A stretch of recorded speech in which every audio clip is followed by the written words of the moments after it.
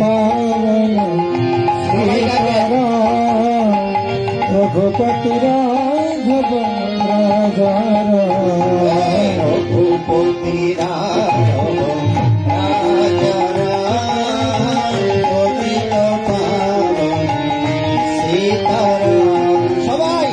रघुपति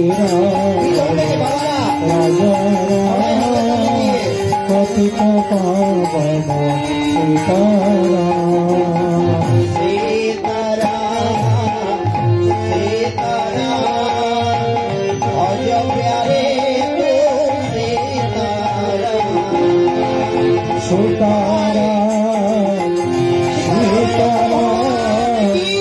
पतित पावन सीताराम रघुपति राघव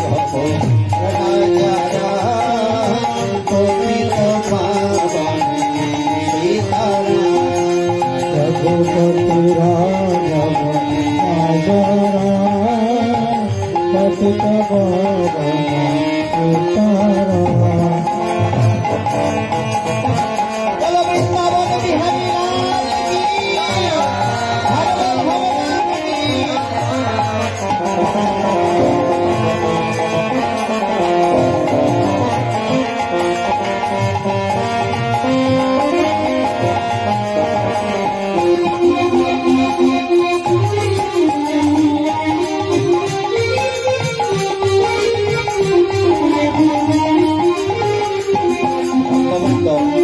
কথা বলি, এই কলিযুগে রামচন্দ্র ভগবানের ভজন করলে সমস্যা হবে না, ওরা করা যাবে, কিন্তু কলিযুগে আমাদের যে ভজন সেটাই সর্বাগ্রগণ্য।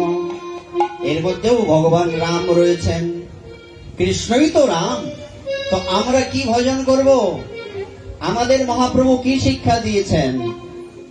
হ্যাঁ, হরিনাম যজ্ঞ। এত বড় আয়োজন কার জন্য? কিসের জন্য এত বড় আয়োজন? হরিনাম সংকীর্তনের জন্য। তাহলে আমরা সবাই মিলে হরিনাম করব। হরে কৃষ্ণ কৃষ্ণ কৃষ্ণ হরে হরে, হরে রাম রাম রাম রাম হরে হরে।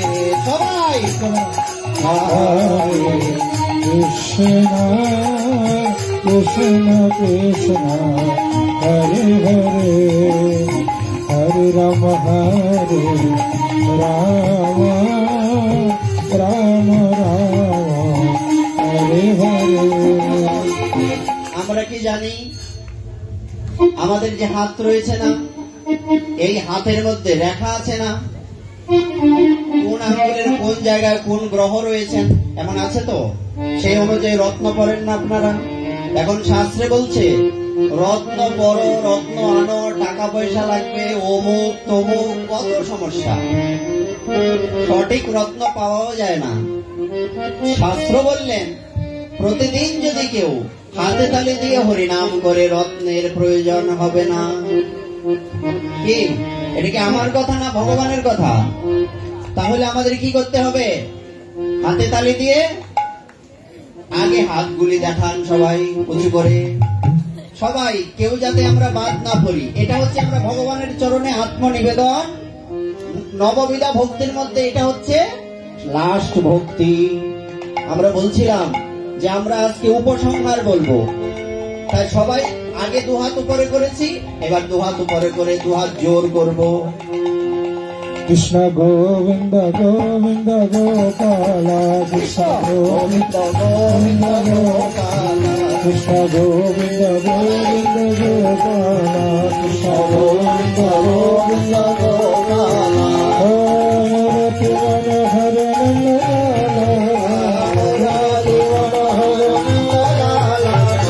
গোবিন্দ গোবিন্দ গোপাল, কৃষ্ণ গোবিন্দ গোবিন্দ গোপাল, কৃষ্ণ গোবিন্দ গোবিন্দ গোপাল,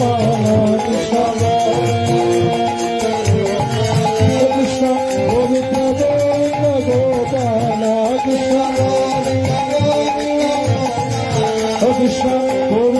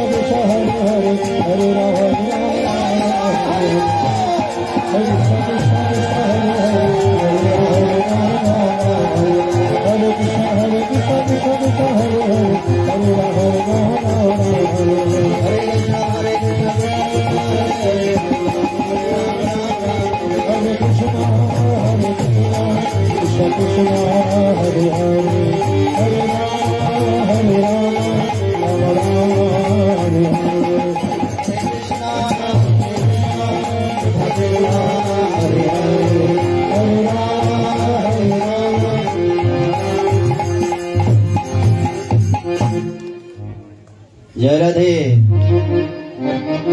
भक्तिमती मातृमंडलिया और भक्तमंडली আপনাদেরকে বিরক্তি লাগছে?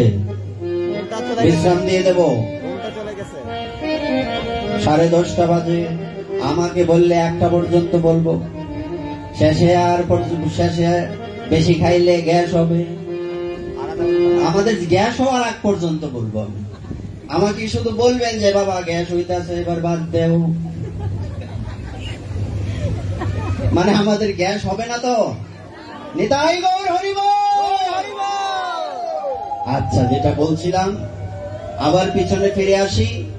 আত্মনিবেদন, যদি আমরা ভগবানের চরণে আত্মনিবেদন করতে পারি, কার মতো বলেছিলাম পিছনেরটা শেষ করে সামনে আসবো।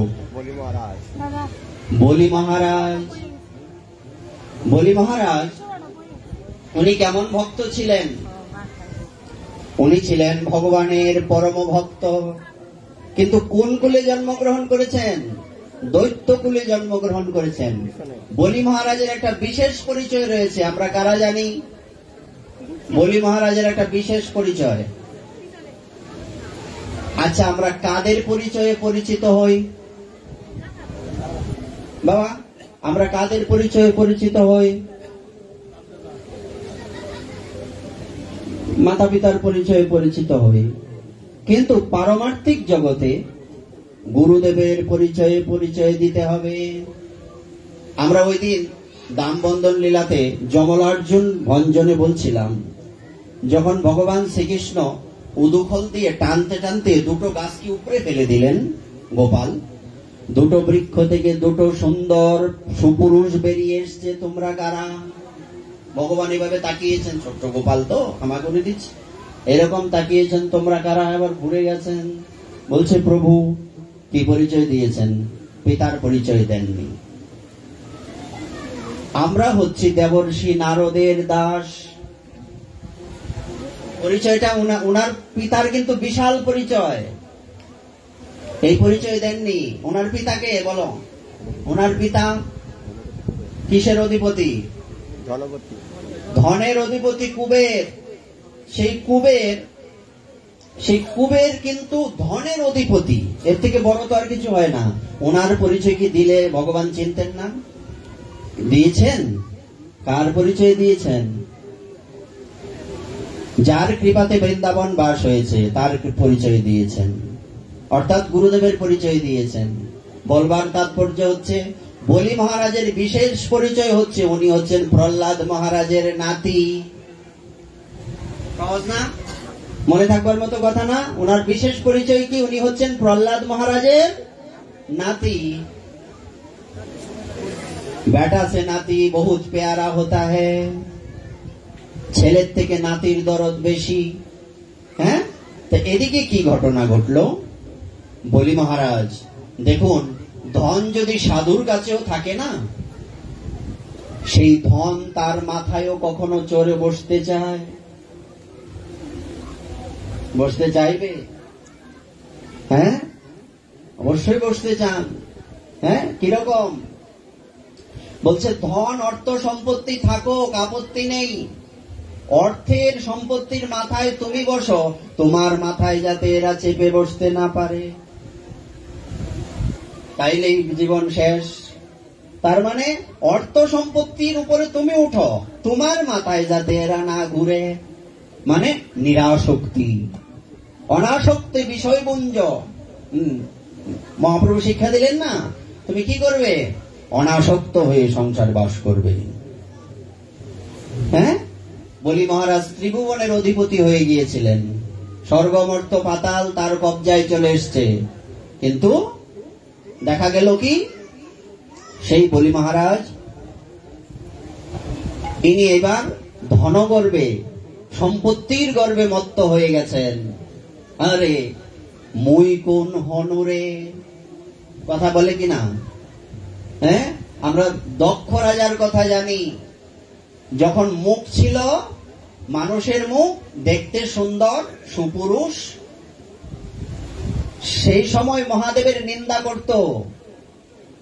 কিন্তু যখন মাথা চলে গেল, তখন দক্ষ রাজার স্ত্রীর নাম কি? দেবী প্রসূতি, অর্থাৎ সতী মাতার, দেবী সতী ছিলেন না, সতী মাতার মা। সেই প্রসূতি গিয়ে মহাদেবের চরণে প্রার্থনা জানালেন, প্রভু আপনি তো ভগবান, আমার স্বামীকে ফিরিয়ে দিন, নয় আমি কি করে থাকবো। ব্রহ্মাজি বলছেন, দক্ষ যদি না থাকে তবে উনি হচ্ছেন প্রজাপতি, আমরা প্রজা না, এই প্রজাদের পতিকে দক্ষ। আরো প্রজাপতি আছেন, কিন্তু দক্ষের একটা বিশেষত্ব আছে, প্রজাপতি দক্ষ। ইনি যদি না থাকেন সংসারেরও ক্ষতি হবে। বলছে আমার কি দোষ? তার অহংকার হয়েছিল, আমাকে কে নিমন্ত্রণ করলো কে করলো না তাতে কি আমার আসলো গেল, কিন্তু তার অহংকারটাকে যদি আমি ধ্বংস না করি তাহলে জগতের আরো বেশি অকল্যাণ হবে। তাই কি করা উচিত? যেটা করা উচিত ছিল সেটাই হয়েছে। মহাদেব তখন বলছেন বীরভদ্রকে, বীরভদ্র এতটা রেগে গিয়েছিলে? বলছে প্রভু কি করতাম, তার কারণে আমার মায়ের এই অবস্থা। এর শুধু গলা কাটছি, ফিস ফিস কইরা যে কাটছি না, এর ভাগ্য বালা। আচ্ছা যাক, বেশি রেগে গিয়েছিল, ঠিক আছে, কিন্তু এখন তো মানুষের মাথা হবে না। নন্দী, নন্দী মহারাজ হচ্ছেন ভগবান শিবের প্রধান অনুচর। উনি অভিশাপ দিয়েছিলেন তুমি ছাগলের মতো মাথা চাবাইতেছ। কিরকম? মহাদেবের নিন্দা করছো এই সুন্দর মুখ নিয়ে, তুমি ছাগলের মতো মাথা চাবাইতেছ, সুতরাং তোমার ছাগলের মাথা হোক। কথাটা তো রক্ষা করতে হবে, এত বড় মহাত্মার কথা। তখন নন্দী আসলে কে? ষাঁড়। মহাদেবের বাহনের নাম কি? ষাঁড় কিনা? এই নন্দীর কান দুটা কিসের মতো? গরুর মতো। তখন বলছে দেখো কোনো মাথা টাথা আশেপাশে পাওয়া যায় কিনা। উত্তর দিকে যাত্রা করলেন, দেখা গেল একটা ছাগলের মাথা, এটা এনে লাগিয়ে দিয়েছে। যেই ছাগলের মাথা এনে লাগিয়ে দিয়েছে, তখন এবার দক্ষ জীবিত হয়েছে, এবার স্তুতি করতে চায়। দক্ষ স্তুতি করতে চায়, কিন্তু স্তুতি করতে পারছে না। মানুষের মাথা থাকলে না স্তুতি করবে, স্তুতি করতে গিয়ে বলছে বম বম বম বম বম করছে। মহাদেব ঠিক করে হাসছে। তারপরে বলে না ভম ভম ভুলে বাবা কি জয় হো, এটা বললে মহাদেব খুশি হন। বলছে দেখো মহাদেব হাসছেন কেন? আগে মানুষের মুখ ছিল, আমার নিন্দা করেছে, এখন ছাগলের মাথা স্তুতি করতে চায়, মুখ দিয়ে তো কথা বেরোয় না। এটা হচ্ছে অহংকারীর পরিণতি। আমরা যাতে কখনো অহংকার না করি, ভম ভম বলছেন, তাই ভম ভম ভোলে বাবা বললে মহাদেব খুশি হন। আমরা মহাদেবের স্তুতি একটু যাব। ওম নমঃ শিবায়, ওম নমঃ শিবায়, হর হর ভোলে নমঃ শিবায়। ওম নমঃ শিবায়, নমঃ শিবায়, হর হর ভোলে নমঃ শিবায়। ওম নমঃ শিবায়, নমঃ শিবায়, হর হর ভোলে নমঃ শিবায়। ওম নমঃ শিবায়, নমঃ শিবায়, হর হর নমঃ শিবায়। নমঃ শিবায়, নমঃ শিবায়, হর হর ভোলে নমঃ শিবায়। সবাই একসাথে করবো। নমঃ শিবায়, নমঃ শিবায়, মহাদেবের আমরা হর হর হরে নমঃ শিবায়। ওম নমঃ শিবায়, ওম নমঃ শিবায়, হর হর ভোলে নমঃ শিবায়। নমঃ শিবায়, ওম নমঃ শিবায়, হর হর হরে নমঃ শিবায়। নমঃ শিবায়, নমঃ শিবায়, হর হর ভোলে নমঃ শিবায়। ওম নমঃ শিবায়, নমঃ শিবায়, হর হর নমঃ শিবায়। শিব শম্ভ হে মহেশ্বর, দেবাদিদেব তিলকেশ্বর, তুমি দাতা, তুমি ধাতা, তুমি ভক্তি বুদ্ধিদাতা। শিব শম্ভ হে মহেশ্বর, দেবাদিদেব তিলকেশ্বর, তুমি দাতা, তুমি ধাতা, তুমি ভক্তি বুদ্ধিদাতা। বলো নমঃ শিবায়, ওম নমঃ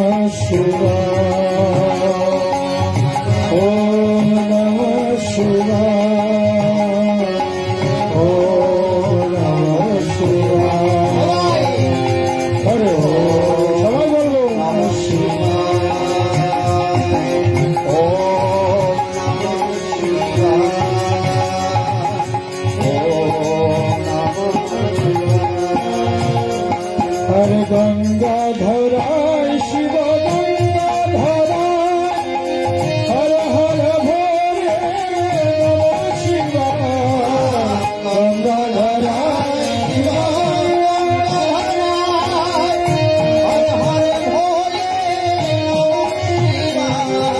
केदार माथाय प्रभु केदारनाथाय हर हर भोले नमः शिवाय केदारनाथाय प्रभु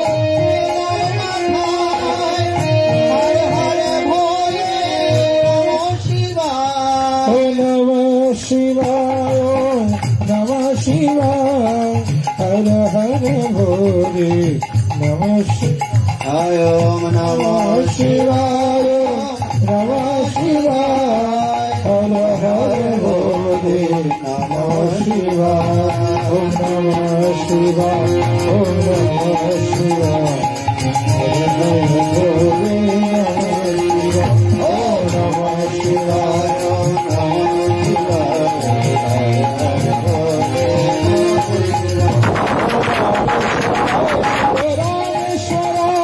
शिवाय हर हर भोले नमः शिवाय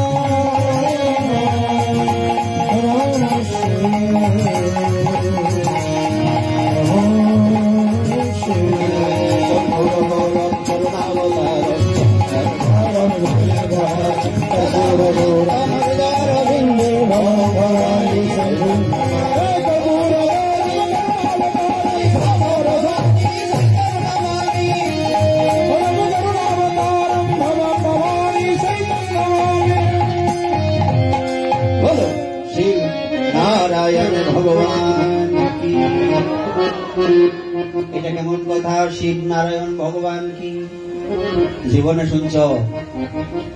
শিব নারায়ণ জানার দরকার আছে কি নাই? শিব নারায়ণ ভগবান কি।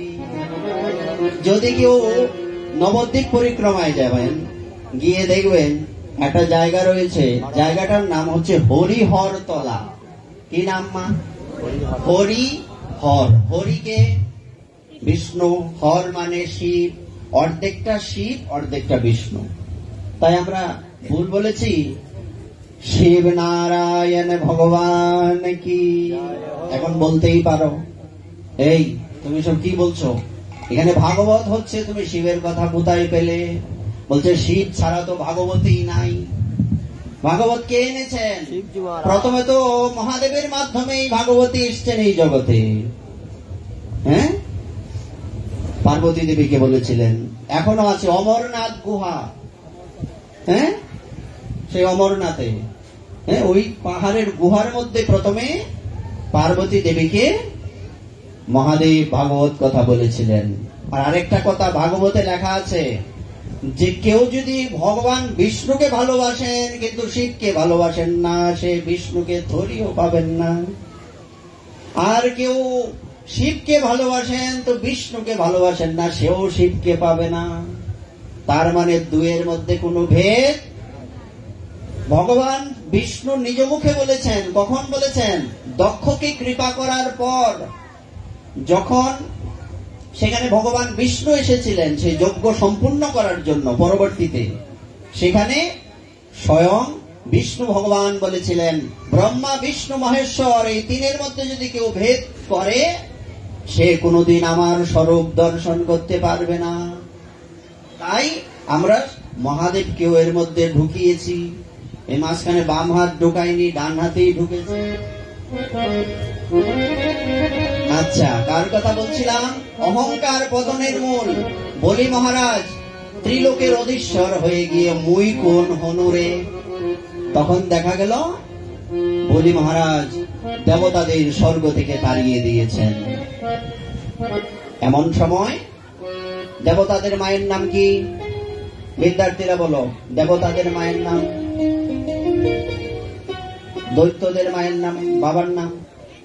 কশ্যপ মুনি হচ্ছেন সমস্ত দেবতা, দৈত্য, নাগ, পুণ্যাগ সবার পিতা। আর মাতাকে, দৈত্যদের মাতা হচ্ছেন দিতি। এই জন্য দিতি মাতার নাম অনুসারে তাদেরকে বলা হয়, অসুরদের বলা হয় দৈত্য। আর দেবতাদেরকে অদিতি মাতার নাম অনুসারে বলা হয় আদিত্য। ঠিক আছে না? মনে নাই কেন? আদিত্য আর হচ্ছে দৈত্য।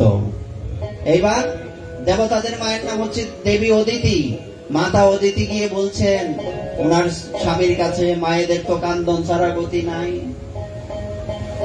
মায়েরা কান্না করে না বেশি? মন খারাপ বসে আছেন। কশ্যপ মুনি জিজ্ঞাসা করছেন, প্রিয়ে ঘরের লক্ষ্মীর কেন মন খারাপ? গৃহলক্ষ্মীর মন খারাপ থাকা উচিত নয়। স্বামীর খেয়াল রাখতে হবে স্ত্রীর যাতে মন খারাপ না হয়, আর স্ত্রীর খেয়াল রাখতে হবে পতি হচ্ছেন নারায়ণ, ইনার যাতে মন খারাপের পরিস্থিতি আমি তৈরি না করি। বলছে আর কন্যা যে আমার পোলা ভান্ডেরে মাইরা রাখছে না, স্বর্গের তে দিছে ভাই।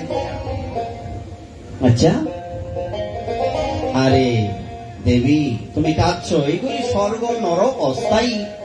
এখন তারা চলে গেছে অসুররা স্বর্গে, কয়েকদিন পরে আবার দেবতারা আসবে। এটাই তো মসনদের খেলা। সিংহাসন কয়দিন? হ্যাঁ, জয়দিন তোমার কপালে লেখা আছে। ওখানে তুমি ঘাপটি মেরে যতই বসে থাকো, পিরিতি কাঁঠালের আঠা, সিংহাসনে তুমি পিরিতি কাঁঠালের আঠার মতো লাগতে পারবে না।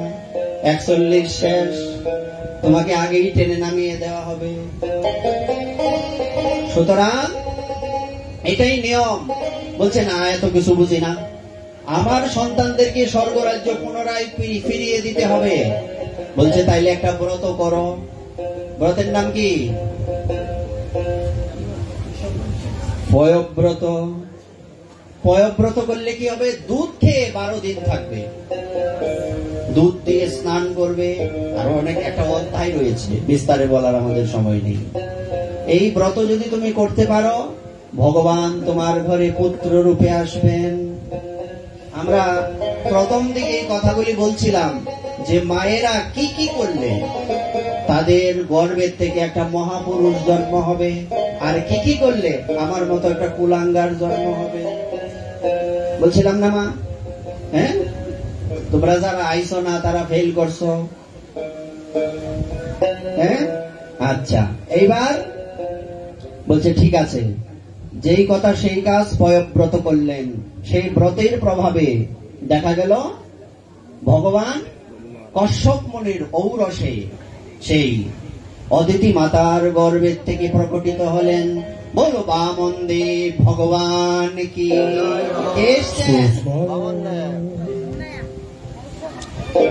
সুস্বাগতম কৃষ্ণ, সুস্বাগতম কৃষ্ণ। স্বাগতম জানাচ্ছি বামন দেবকে। সুস্বাগতম কৃষ্ণ, সুস্বাগতম কৃষ্ণ, সুস্বাগতম কৃষ্ণ, সুস্বাগতম কৃষ্ণ, সুস্বাগতম কৃষ্ণ,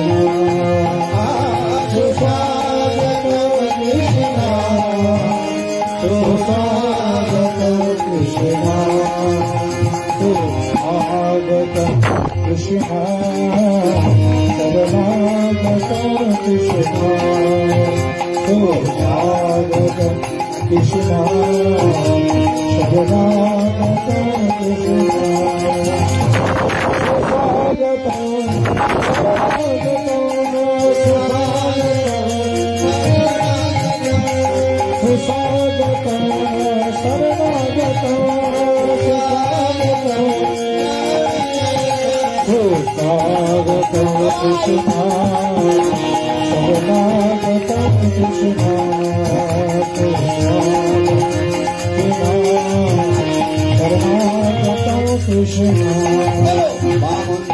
ভগবান কি উনি প্রকটিত হয়ে কি করলেন?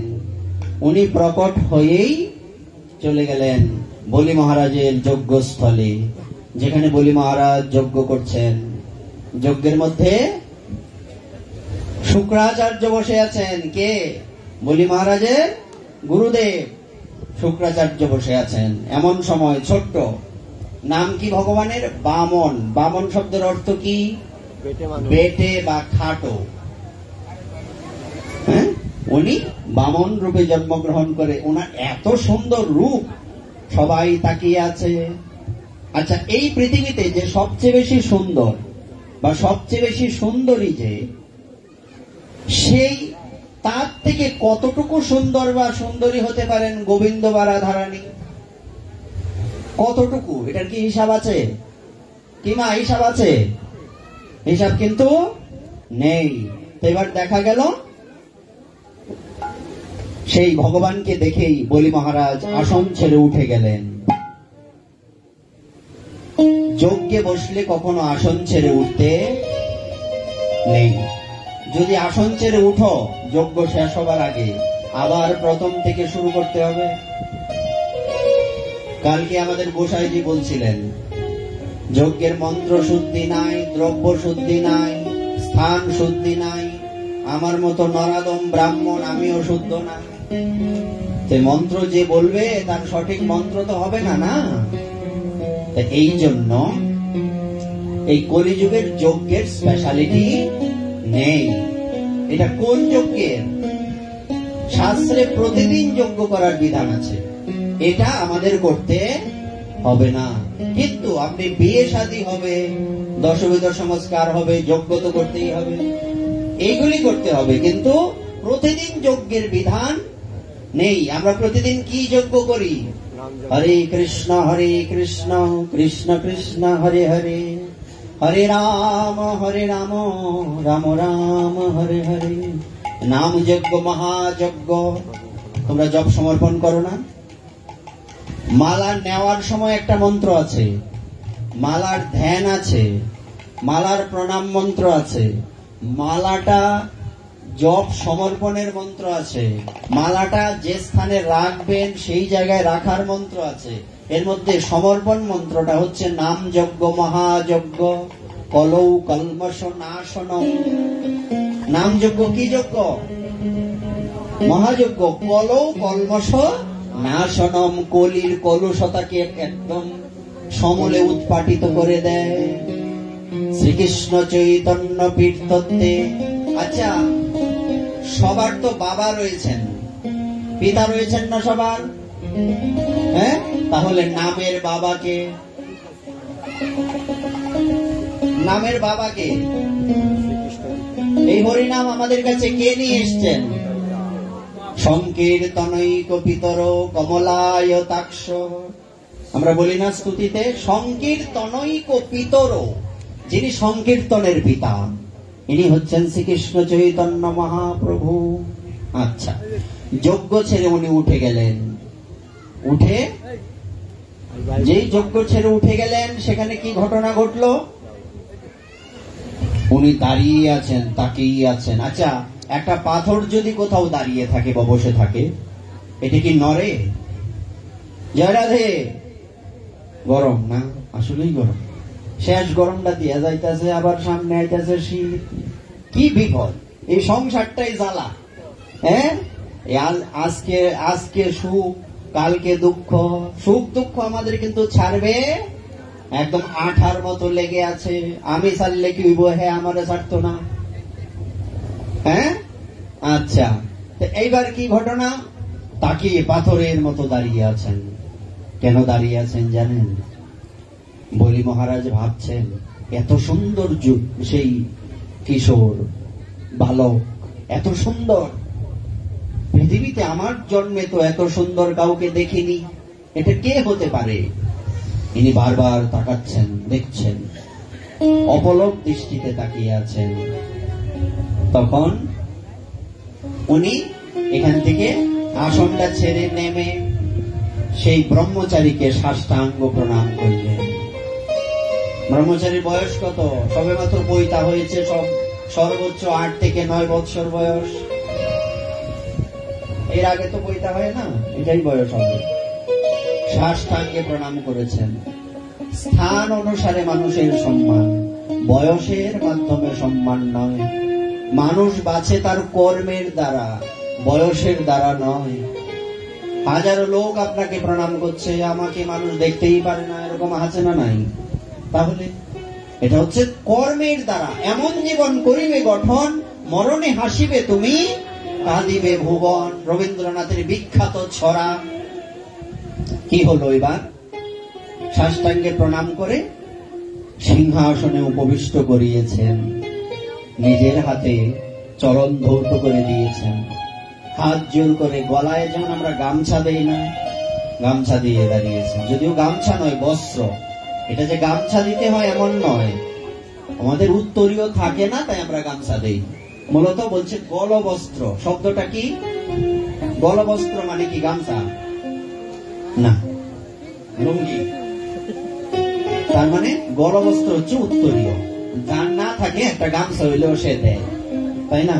আর আমাদের একটা জিনিস ফলো রাখতে হবে, আমরা বাড়িতে যাই পড়ি না কেন, অন্তত কোনো অনুষ্ঠানে আসলে, ভগবানের কর্ম করলে যাতে ধুতিটা পরার অভ্যাস করি। লুঙ্গিও আমাদের পোশাক না, ঠ্যাং সেলাইয়ের নাম কি? প্যান্ট। এইটাও আমাদের পোশাক না। আমাদের ঐতিহ্য হচ্ছে ধুতি পাঞ্জাবি। কইছিলাম আজকে পাঞ্জাবি পড়তাম না, এরা জোর করেই পড়াইল। কতদিন পড়ছি? মাস ব্যাপী তো পড়ি নাই। না, আজকে পড়াই লাগবে। এটা কেমন দেখা যায়? খালি গায়ে। ধুতি পাঞ্জাবি হচ্ছে সনাতনীর ঐতিহ্য, কৃষ্টি, সংস্কৃতি। সাষ্টাঙ্গে প্রণাম করে তাকে চরণ ধৌত করে হাত জোর করে দাঁড়িয়েছেন। হে ব্রাহ্মণ, হে ব্রহ্মচারী, আপনি আমার থেকে কি চান? আপনি কি নেবেন বলুন?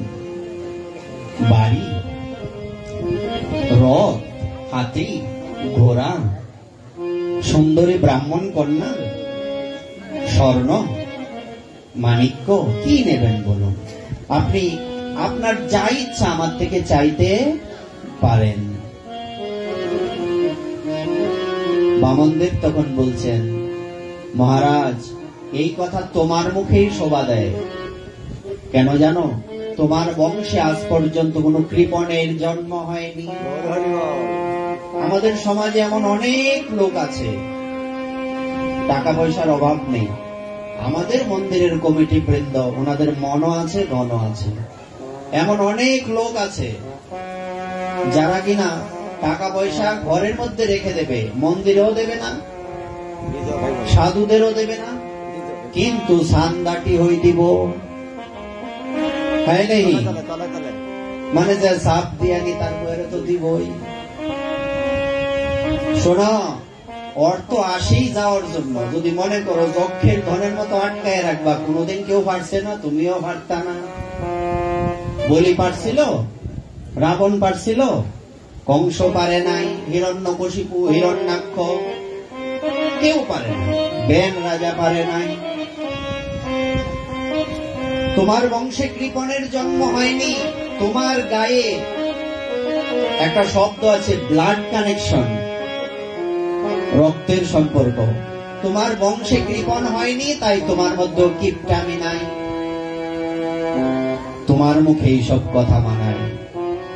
কিন্তু হে মহারাজ, আমি তোমার থেকে মণি, মাণিক্য, সম্পত্তি, রাজ্য, ভোগ, সুখ কিচ্ছু চাই না।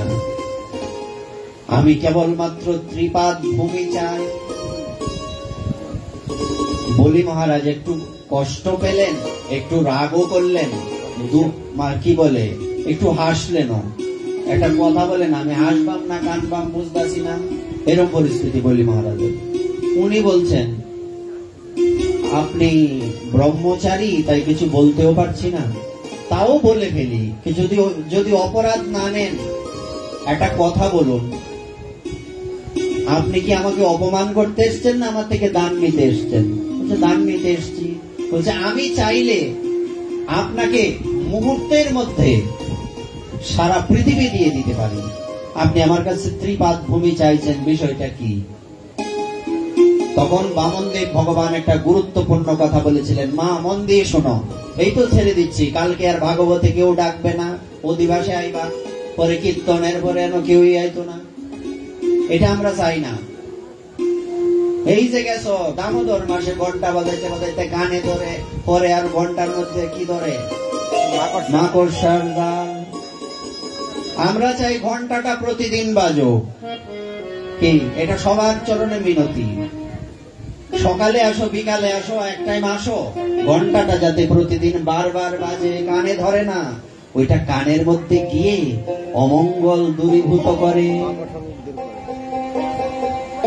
হ্যাঁ, এবার দেখা গেল কি ওখানে কি ঘটনা ঘটলো, ইনি বলছেন আপনি কি আমাকে অপমান করছেন নাকি আমার কাছে দান নিতে এসছেন? বলছে দান নিতে এসছি।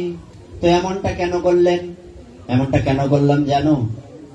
যার ত্রিপাদ ভূমিতে সন্তুষ্টি না আসে, সারা পৃথিবী তাকে দিয়ে দিলেও সন্তুষ্টি আসবে না। এই কথাটা জয় রাধে মায়েরা, বাবারা, দাদারা, ভাইয়েরা, আমাদের প্রত্যেকের ঘরের সামনে লিখে রাখা উচিত, যাতে প্রতিদিন ঘুম থেকে উঠলে দেখা যায়। হ্যাঁ, অনেক জায়গায় ঘরের সামনে দেখবেন দরজার সামনে লেখা পরনিন্দা নিষেধ, অন্যের ক্ষতি করা যাবে না, মিথ্যা বলা মহাপাপ, এটা লিখে রাখবেন ঘরের মধ্যে। যে কি যার ত্রিপাদ ভূমি মানে কি তিনটা পা রাখা যাবে এমন জায়গা, তিনটা পা রাখা যাবে এমন জায়গায় যার সন্তুষ্টি আসবে না, সারা পৃথিবী তাকে দিয়ে দিলেও সন্তুষ্টি আসবে না। প্রথমে জায়গা, পরে বিল্ডিং, পরে এসি, পরে কুলার, বাবা বৃন্দাবনের ভজন, এই চলছে। এটাই সংসারের নিয়ম, এইভাবেই এই মিলেই চলতে হবে। এবার কি ঘটনা?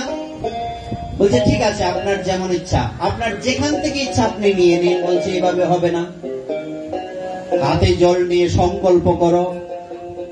কি বলছে? সংকল্পবিহীন কর্ম কি হয়? দক্ষিণাবিহীন কর্ম কি হয়? কোথায় লেখা? গীতার 17 নম্বর অধ্যায়, অধ্যায়টার নাম বলো, 17 অধ্যায়, শ্রদ্ধাত্রয় বিভাগ যোগ, শ্রদ্ধাত্রয় বিভাগ যোগ বাংলায় যদি বলি, ওখানে লেখা আছে এই কথা। এবার উনি কি করলেন? ইনি বলছেন ঠিক আছে, হাতে আমাকে জল দিন। জল কোথার থেকে দেবেন? সাধুর তো জলপাত্র থাকে, বাবার মন্দিরে জলপাত্র আছে না, কমণ্ডলু। সাধুর শরীরের একটা মানে দেহের বাহ্যিক কিছু বৈশিষ্ট্য থাকে, তার মধ্যে কয়েকটা বৈশিষ্ট্য আছে, তার মধ্যে একটা জলপাত্র থাকবে। সাধুর বেশ থাকবে, একটা কাপড়ের ব্যাগ থাকবে, এর মধ্যে একটা কাপড় পরা আর একটা কাপড় ব্যাগের মধ্যে ঢুকানো। কোন জায়গায় এক জায়গা থেকে আরেক জায়গায় গেলে শনি মঙ্গলবার লাগবে না। আর আমরা গেলে কয়দিন ফাট রে, কয়দিন ফাট? ও 7 দিন, 7টা সেট লইল। কেন? মানুষে বলে আগে তো খালি গায়ে বসতাম, এসব পড়তাম না। ও আগে বলে দেখা দর্শনদারি, পরে বলে গুণ দেখবো মানুষের। আগে দর্শনদারি, তারপরে গুণ বিচারি। তোমার মধ্যে কি আছে লোক দেখবে না, তুমি দেখ তোমার শরীরের মধ্যে কি আছে এটাই দেখবে। আমার ভক্তিটা তোমরা বুঝবে না, আমার যে ভক্তি নাই এটা তোমরা দেখবা না। বাইরে দেখতেছ আমি ভক্ত সাধু, বাবারি বাবা, বাবার মন্দিরের ব্রহ্মচারী সেবক, কিন্তু তলে তলে যে আমি টেম্পু চালাইতেছি এটা তো তুমি জানতা না। এটা বুঝতে হবে। সাধু সাজা সহজ, এও সহজ না।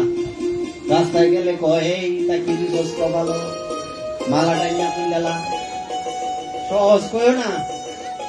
এই এত কঠিন পরিস্থিতিতে আমরা তো এই বেশে চলছি রাস্তায়, এটাই আমাদের ধন্যবাদ দেওয়া উচিত, তোমরা দেখা শিখা উচিত। আরে ধর্মের জন্য জীবনে না দিতে হবে, ধর্মের জন্য নিজের জীবন উৎসর্গ করতে হবে, ধর্ম ত্যাগ করে জীবন রক্ষা করার কি অপেক্ষা? ধর্মের জন্য জীবন উৎসর্গ করে দেবে, বলিদান দিয়ে দেবে। আমরা তো বলি দেই মার কাছে, নিজের জীবনে কি বলে দিছি? বলিদান শব্দের অর্থ কি? নিজের জীবন থেকে কিছু উৎসর্গ করা। আমরা কই উসুগ্গা দেয়, দেও কিনা? উসুগ্গা দেও না? কোন পূজা করলে বেলপাতা ফুল লইয়া দেও কিনা? হাসির কথা না, এটা উসুগ্গা না, এটার নাম হচ্ছে উৎসর্গ। কি উৎসর্গ? এটাই আমাদের মানে গ্রাম্য ভাষায় আমরা কই উসুগ্গা দেওয়ান লাগে, এরকম 3টা ঘুরান দেয় জল দিয়া। হ্যাঁ, এইবার উৎসর্গ নিজের জীবন থেকে করতে হবে। এবার দেখা গেল কি ঘটনা ঘটেছে। এই বসো বসো, এই তো এখন বিশ্রাম হবে, তুমি নৃত্য না করলে ভক্তরা যাইব। আজকে শেষ দিন তো একটু বেশি হইব, পরে কালকে থেকে ডাকবো, কেউ ডাকতো না।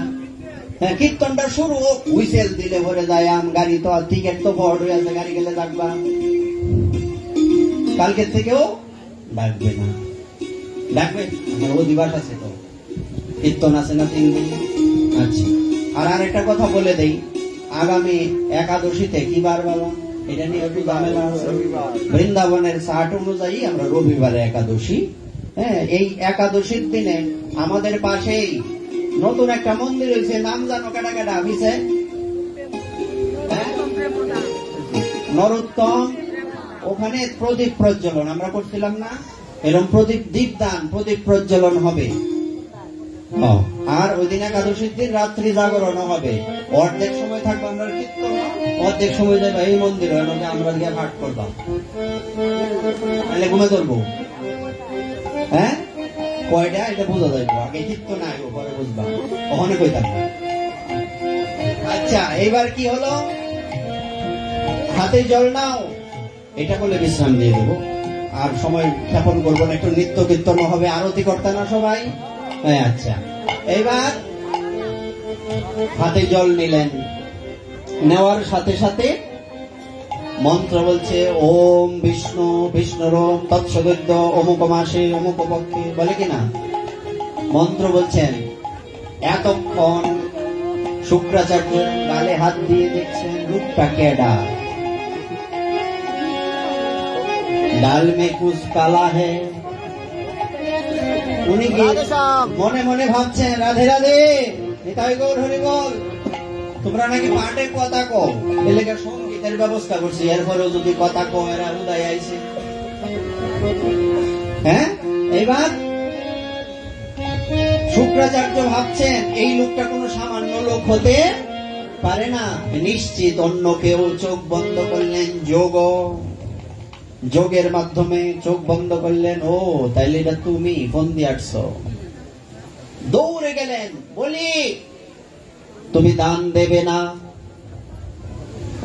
বলছে গুরুদেব, আমার বংশে কোনো কৃপণের জন্ম হয়নি, আমি দান দেব না বলছেন? দান তো আমি বেশি করে দেব, নয়তো আমার বংশের যেমন প্রত্যেক সন্তানের প্রথম কর্তব্য কি মা? প্রথম কর্তব্য কি? নিজের বংশে যাতে কলঙ্ক না লাগে, এটা হচ্ছে সন্তানের প্রথম কর্তব্য। যদি এটা না করতে পারে কেউ, সে হচ্ছে কুসন্তান। তখন না বলি, তুমি বিপদকালে মিথ্যা বলা যায়, তুমি সংকল্প করেছো ঠিক আছে, কিন্তু তোমার প্রাণ সংশয়, তোমার সব চলে যাবে। কেন গুরুদেব? কারণ কি জানো? ইনি কোনো মানুষ নন, ইনি ভগবান। বলি মহারাজ চরণ থেকে মাথা অব্দি দেখছেন আর মনে মনে ভাবছেন। কি ভাবছেন? আগে ভেবেছিলাম দান করব কিনা, এই কথা শ্রবণের পর আরো বেশি করে দান করা উচিত। আরে যিনি ভগবান পরমেশ্বর, ইনি সবাইকে দান করেন আমাদের, সেই ভগবান আজকে আমার দরজায় ভিখারি হয়ে গেছে। দান তো করতেই হবে, তোর দুয়ারে ভিখারি আজ স্বয়ং ভগবান।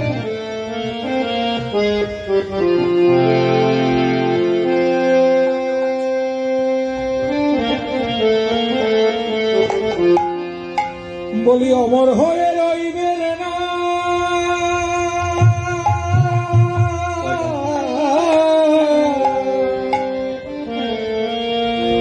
বলি অমর হয়ে রইবে না, তুই কর না কিছু না, তোর দুয়ারে ভিখারিয়া স্বয়ং ভগবান। অমর হয়ে রইবে না,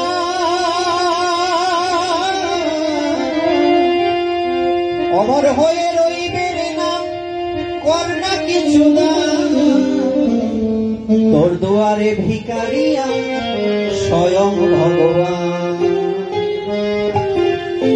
তোর দুয়ারে ভিখারিয়া স্বয়ং ভগবান, তোর দুয়ারে ভিখারিয়া স্বয়ং ভগবান, আর স্বয়ং ভগবান বামন ভগবান, স্বয়ং ভগবান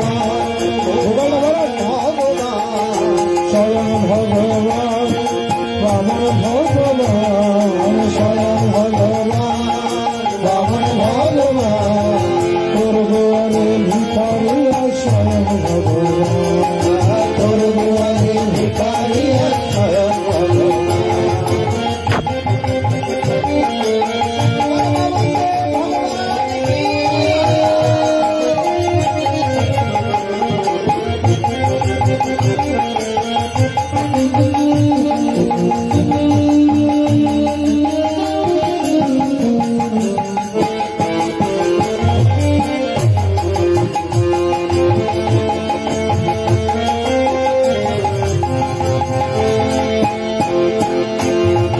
বামর হয়ে গেলেন প্রভু,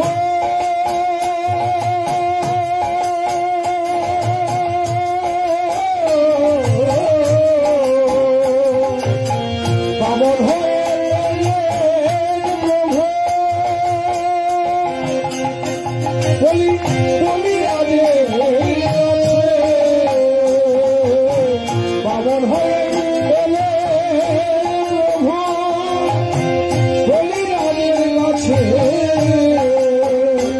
হরে কৃপাদ ভূমি, হরে কৃপাদ ভূমি, হরে কৃপাদ ভূমি চাইলে প্রভু মহারাজের কাছে, তোর দুয়ারে ভিখারিয়া স্বয়ং ভগবান, ভিখারিয়া স্বয়ং ভগবান, স্বয়ং ভগবান, স্বয়ং ভগবান, স্বয়ং ভগবান, তোর দুয়ারে ভিখারিয়া স্বয়ং ভগবান, তোর দুয়ারে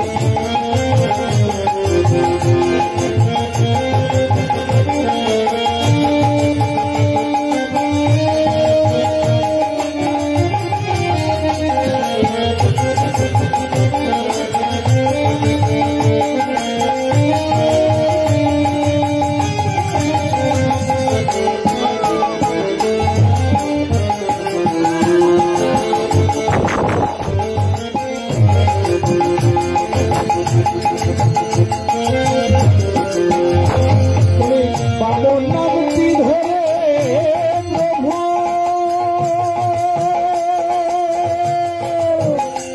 বলি উদ্ধারিল বলি রে, বামন নামটি লয়ে প্রভু,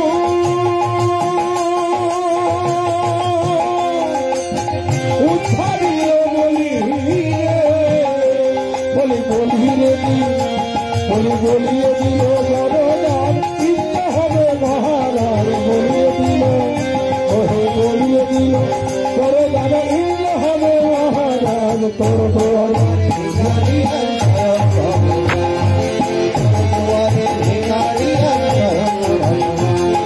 স্বয়ং ভগবান, বামন ভগবান, স্বয়ং ভগবান বামন ভগবান, তোর দুয়ারে ভিখারিয়া স্বয়ং ভগবান, তোর দুয়ারে ভিখারিয়া স্বয়ং ভগবান, তোর দুয়ারে ভিখারিয়া স্বয়ং ভগবান, তোর দুয়ারে ভিখারিয়া স্বয়ং ভগবান। গুরুদেব বললেন, তুমি আমার কথা মানবে না, দান করবেই, তোমার বিনাশ হয়ে যাবে, আমি অভিশাপ দিলাম। তখন এই কথা শুনে বলি মহারাজ বলছেন, গুরুদেব আমি আপনার অভিশাপকে মাথা পেতে স্বীকার করে নিলাম, কিন্তু আমি কথা দিয়েছি, কথা রক্ষা আমার করা কর্তব্য। বলছে তোমাকে আমি এত বোঝালাম তাও মানলে না। উনি মনে মনে ভাবছেন আমি শিষ্যকে একটু রক্ষা করার চেষ্টা করি। তখন উনি কি করলেন, একটা কিছু হয়ে, ধরুন একটা টিকটিকি হয়ে জল দেয় না, এটার ভিতরে ঢুকে আছে যাতে জলটা না পড়ে, সংকল্প না করতে পারে। যখন জল পড়ে না, তখন ভগবান বামনদেব উনি একটা কুশ দিয়ে এরকম ধাক্কা দিলেন, দেওয়ার সাথে সাথেই কানা হয়ে গেছে। বলছে দান করতে গেলে যদি করো মানা, তাইলে তুমি হয়ে যাইবা কানা। দান করলে কোনো সময় মানা করতে নেই, বরং তাকে সাপোর্ট দিতে হয়, তোর বেটা আর বাড়াই দে, এরকম বলতে হয়। তো স্বার্থের জন্য নয়। দান করলে যিনি দান গ্রহণ করেন তার ক্ষতি হয়, কি করেন? হ্যাঁ, যিনি দান গ্রহণ করেন তার ক্ষতি হয়, যিনি দান করেন তার লাভ হয়। এটা হিসাব করে গিয়ে দেখেন সমীকরণ। এইবার বলি মহারাজ বলছেন, গুরুদেবের কথা তো মানলেন না, হাত জোর করে প্রভু যেখান থেকে ইচ্ছে আপনি নিয়ে নিন জায়গা। এইবার ভগবান বিশাল রূপ ধারণ করলেন, এক পা দিয়ে সারা পৃথিবী মানে মাটি আর দেখা যায় না ঢেকে দিয়েছেন, আরেক পা দিয়ে আকাশকে ঢেকে দিয়েছেন। যেদিকে ফিরায় আঁখি সেদিকেই গোবিন্দ চরণও দেখি। পরিস্থিতি এমন। তখন বলি এদিক ওদিক তাকাচ্ছেন, তাকানোর পর এবার উনি কি বললেন, ভগবান বামনদেব বলছেন, বলি আমার দ্বিপাদ ভূমিতে সব ব্লক হয়ে গেছে, আরেক পা আমি কোথায় রাখবো, জায়গা দাও, নয় তুমি সংকল্প ভ্রষ্ট হবে। তুমি সংকল্প করেছো ত্রিপাদ ভূমি দান করবে। এটা দিয়ে ভগবান বোঝাতে চাচ্ছেন আমাদের কত অহংকার, আমরা ভগবানকে দান করব ভাবি, কত বড় সাহস আমাদের। এটা ভগবান এটা দিয়ে বুঝ দিলেন। তারপর বলি মহারাজের অহংকার যখন দূরীভূত হয়ে গেল, বলছে প্রভু আমারও দেওয়ার মতো জায়গা নেই, তোমারও রাখার মতো জায়গা নেই। পা কোথায় রাখ, তোমার পা নেই, আমার জায়গা নেই। আচ্ছা, তুমি যদি জায়গা দিতে পারো, তুমি জায়গা দিতে পারলে আমি চরণ দেখাতে পারবো।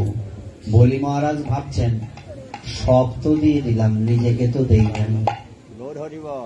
আপনি দান করেছেন এত বড় উৎসবে, একদিনের ফাটের খরচ দিয়েছিলাম, ভগবান পাইছে। জোরে বলার কি আছে, জোরে বলার কিছু নাই। হ্যাঁ, উনি কি বলছেন, কথাটার অর্থ আমাদের বুঝতে হবে। সব দিয়ে দিয়েছি, নিজেকে তো দেই নাই, নিবেদিত প্রান্ত হই নাই। আর আমার গুরুদেব বলেছেন ইনি নাকি ভগবান। ইনি যখন ভগবান, ইনাকে তো আমার নিজেকে সমর্পণ করতে হবে। ইনি তখন কি করলেন, প্রভু আরেকটা চরণ তুমি আমার মস্তকে রাখো, আমি আমাকে তোমার চরণে থাক। এতক্ষণ যা দিয়েছি সব তোমার ছিল, এসব আমার নয়। এখন আমিও আমার না, তারপরেও বলে আমি তো আমার তো বলে আমার দেহটা আছে, আমি নিজেকে তোমার চরণে দান করব। ভগবানের নাভির থেকে একটা চরণ বেরিয়ে এলো। বলি মহারাজ ভাবছেন এই চরণ তো আর আমি আর খুঁজে পাবো না, আজকে এই চরণ আমি অভিষেক করব। জল নিয়ে আসো, যাও অর্চনের সব জিনিস নিয়ে আসো। বলি মহারাজ ভগবানের সেই তৃতীয় চরণের অভিষেক করছেন।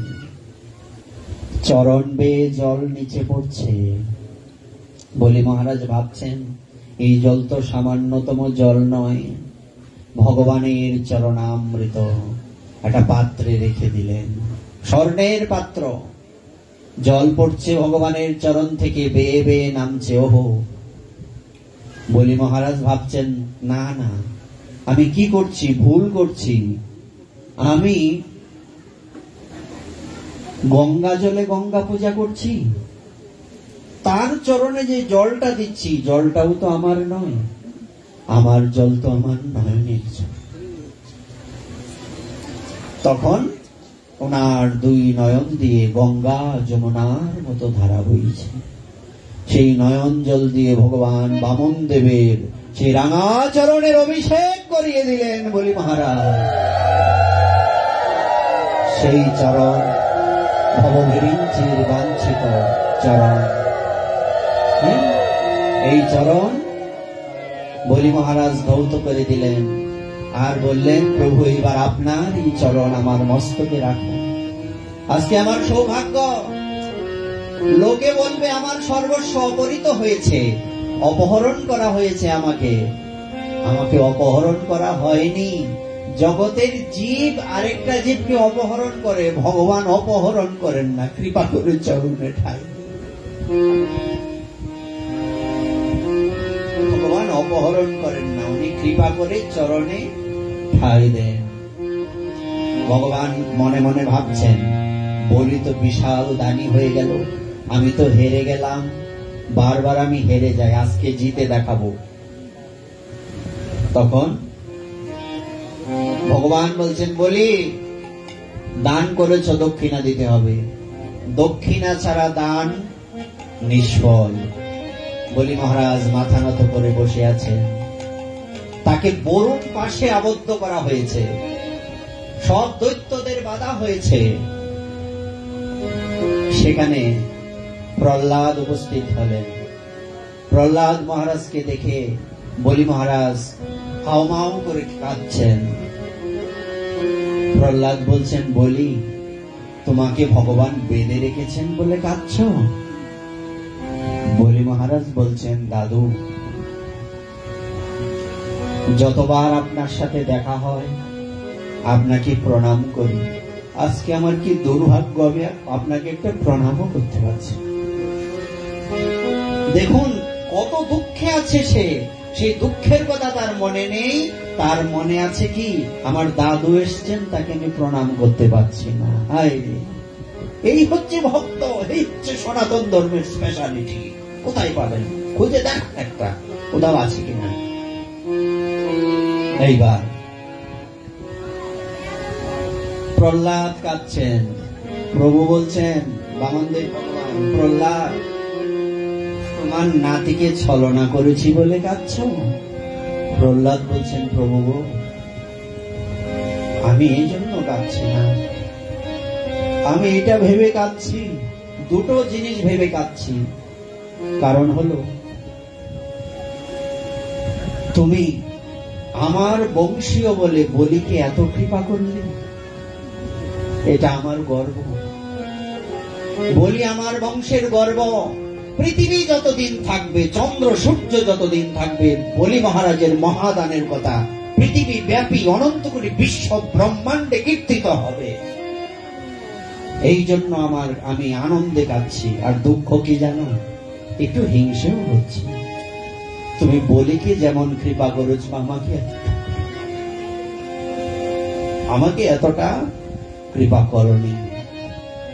সবাই চতুর্দিক থেকে দেখছে, দেখো দেখো তাদের মানসিকতা কত উপরে, দুঃখে আছে, শোকে আছে। সবচেয়ে দুঃখময় দিন আজকে, দুর্যোগপূর্ণ দিন। আজকে তাদের মনে কোনো দুঃখ নেই, দুঃখ হচ্ছে কি ভেবে দেখো। এমন সময় দেখা গেল ভগবান বলছেন, দক্ষিণা দাও, দক্ষিণা ছাড়া তো দান পূর্ণ হয় না। বামন দেবের এই কথা শুনে বলি মহারাজ মাথা নত করে বসে বলছেন, প্রভু আমি তো নিজেকেই দিয়ে দিয়েছি, আমার তো দক্ষিণা দেওয়ার মতো, আমার দক্ষিণা দেওয়ার মতো কোনো ক্ষমতা নেই। তাহলে তুমি নরকে যাবে, সংকল্প ভ্রষ্ট হয়েছ। এমন সময় বলি মহারাজের পত্নী বৃন্দাবলী দৌড়ে ছুটতে ছুটতে আসছেন, বারবার হোঁচট খেয়ে পড়ে যাচ্ছেন। পড়ে যাচ্ছেন কেন? ইনি ভাবছেন যদি আমার স্বামীকে একলা কৃপা করে ভগবান চলে যান, সময় গেলে তো সাধন হয় না, সময় চলে যাচ্ছে, তাই দৌড়াচ্ছেন, বারবার পড়ছেন, আবার উঠছেন, আবার দৌড়াচ্ছেন, এটাই ভজন। ভগবানের দিকে দৌড়াতে হবে, পড়ে যাবে চিন্তা নাই, ভগবান তুলবে। ঠাকুর মহাশয় বললেন না, স্পষ্টই তো বলেছেন, তুমি কৃপা করে আমাকে বৃন্দাবনের স্থান দিয়েছিল, মায়ার প্রভাবে আমি আবার এই বিষয়ের মধ্যে পড়েছি, পুনঃ যদি কৃপা করো এজনার কেশে ধরো। জলে পড়লে কোথায় ধরে তুলতে হয় বাবা? চুলে ধরে, কেশে ধরে মোরে করো পার। পুনঃ যদি কৃপা করো এই জনার কেশে ধরো, টানিয়া তুলহ ব্রজধামে। আমাদের লক্ষ্য কি? মধুময় বৃন্দাবন কবে হবে দর্শন? সে ধুলি মাখিব কবে গায়, সেদিন আমার কবে হবে? করঙ্গ কৌপিন লইয়া চেরা কান্থা গায়ে দিয়া ত্যাগিয়া সকল বিষয়। কৃষ্ণে অনুরাগ হবে, ব্রজের নিকুঞ্জে কবে যাইয়া করিব নিজালয়। হরি হরি। হে প্রেমময়ী, হে রাধারানী, আমার কি এদিন হবে? এমন দিন কি আমি পাবো যে আমার কোনদিন ব্রজে বাস হবে? তোমার সেই রাঙা চরণের নিচে একটু ঠাঁই হবে? না না, এত বড় দৃষ্টতা আমি করতে পারি না। তোমার নয়, তোমার যে মঞ্জুরিগণের মধ্যে শ্রেষ্ঠ তার চরণেও নয়, আমি যেন আমার গুরুরূপা মঞ্জুরির চরণ।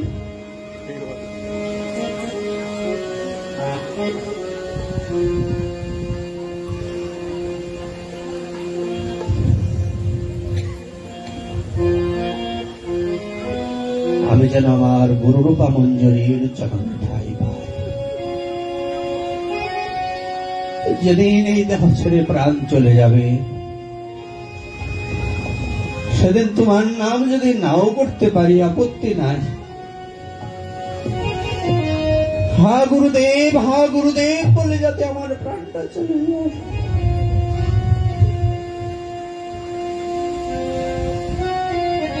কিচ্ছু চাওয়া নাই তোমাদের চরণে, একটু যদি রাধারানী ঠাঁই দেন, এটাই শেষ প্রার্থনা। আর কোনোদিন কিছু বলবো না, আর দরকারও পড়বে না। যাকে পাওয়া হয়ে গেলে সব পাওয়া হয়ে যায়। এখানে মহারাজ হওয়ার দরকার নেই আমার। বাবা বলতেন, এখানে ঠাকুর সেজেছিস, আরে গ্রামের ঠাকুর ব্রজের কুকুর বরাবর হবে না, তাও সমান নয়। চল ব্রজে চল, ব্রজে কুকুর হয়ে পড়ে থাকবে।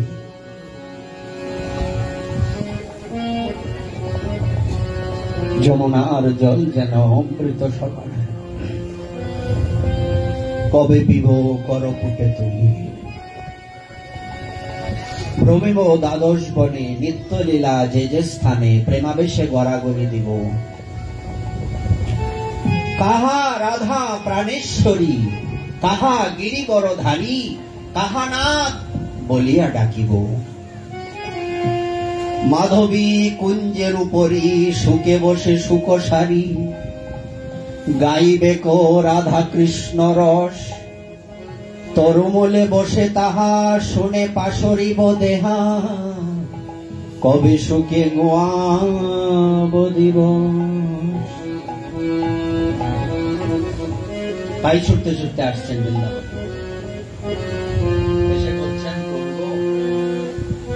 তুমি না বড় স্বার্থপর, তুমি বড় স্বার্থপর।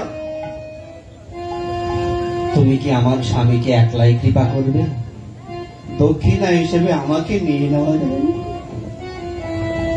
আমি তো আমার স্বামীর অর্ধাঙ্গিনী, আমার স্বামীর ভজনের অর্ধেকে যেমন আমার অধিকার, আমার জীবনে তার ততটুকু অধিকার। প্রভু যদি কৃপা করতে চাও, দক্ষিণা হিসেবে তোমার চরণে দাসী করে